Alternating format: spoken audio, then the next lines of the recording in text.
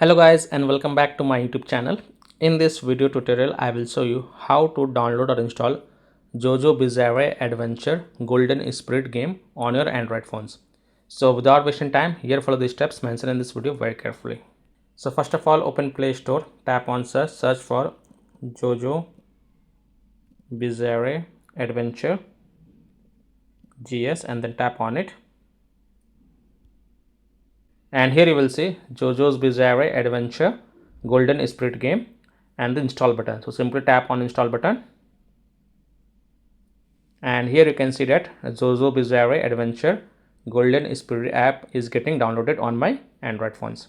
So by following these same steps, you can also download or install JoJo's Bizarre Adventure Golden Spirit game on your Android devices. So that's all for this video. If this video helped you, then please like and subscribe to my channel, share this video and hit the bell icon to get the latest updates. Thank you.